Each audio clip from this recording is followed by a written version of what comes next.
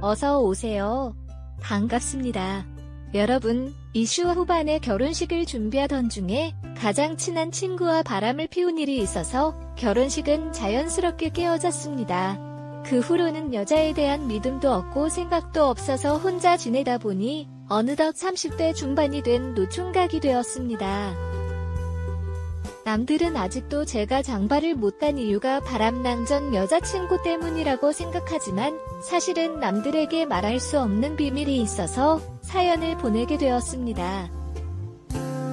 결혼식을 파토가 났지만 이미 사돈 가정이나 신혼집은 그대로 있었습니다.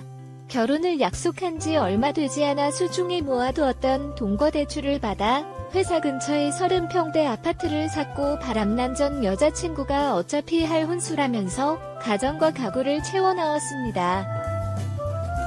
그렇게 반년 가까이 동거를 하면서 사용하였기에 가정 가구들을 반품할 수도 없었고 바람난 전 여자친구에게 사온 가정 가구를 다 가지고 가라 했지만 어차피 다 버릴 거라면서 저한테 알아서 버리라고 하였습니다. 중고업체를 불러서 팔려고 알아보니 샀던 금액 대비 손해도 크고 아직 새 것들인데 너무 아까워서 제가 그냥 사용하기 시작했습니다.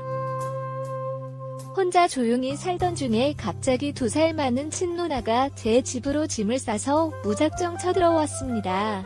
제가 장가 간다고 이것저것 준비하고 말 나올 때는 누나의 결혼에 대해서는 아무 말도 없이 조용하더니 제가 파혼을 한 이후로 결혼에 대한 관심이 누나한테 쏠리면서 하루에서 서너 번씩 결혼 잔소리 때문에 살 수가 없어서 집을 나왔다면서 일정 부분은 제 책임이 있으니 제 집에서 지내게 해달라고 하였습니다. 큰 집에 혼자 살기도 외롭고 심심한데 누나랑 같이 사는 것도 나쁘지 않았습니다. 게다가 작은 누나랑은 어렸을 때부터 친하게 지냈던 사이였기에 불편한 것도 없었습니다. 누나가 들어온 이후로 매일매일이 즐거웠습니다. 처음에는 매일 술을 마시면서 놀았고 어느 정도 시간이 지난 이후에는 둘이서 심야 영화 보러 다니고 밤새 커피 마시면서 수다도 떨면서 저는 저 나름대로 마음의 상처를 극복하고 있었고 누나는 결혼에 압박을 받고 행복해지고 있었습니다. 부모님 집에서 같이 살 때마다 더 친해진 저희는 목욕할 때 등도 밀어주는 사이가 되었습니다. 남들의 시선은 신경 쓰지 않았습니다. 짧은 인생에 우리만 즐거우면 된다는 생각이었습니다. 그러다 결국 넘지 말아야 될 선까지 넘었습니다. 가끔씩 밤마다 누나 방에서 앓는 소리가 났었고 처음에는 잠꼬대인 줄 알았습니다. 그런데 그날따라 유독 크게 앓는 소리가 나서 혹시 많이 아픈 건 아닌지 확인하려 가보았더니 이미 적당히 술에 취한 상태에서 이성을 잃은 채 여러 개의 어른 장난감으로 눈이 뒤집어지고 있었습니다.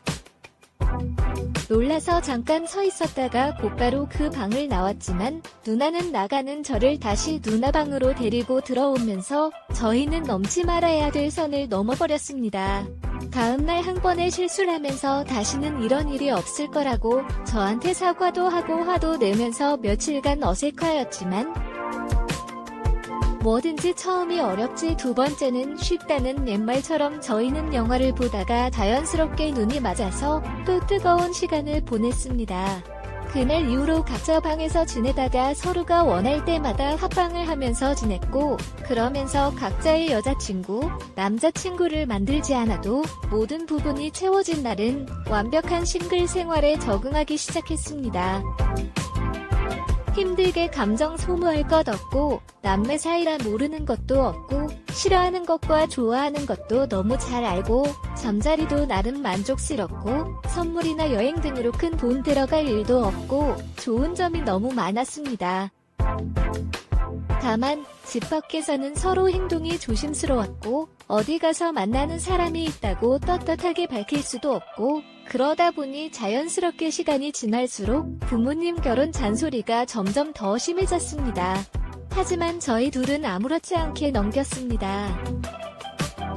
부모님의 결혼 잔소리를 들으면서 받는 스트레스보다 저희 둘이 같이 보내서 얻는 만족감과 행복이 훨씬 컸기 때문입니다. 그렇게 누나와 만족하면서 여러 해를 지내다 보니 각자 다른 이성을 만나야겠다는 생각은 완전히 사라졌고 오히려 앞으로도 더 잘 지내기 위한 방법을 찾기 시작했습니다.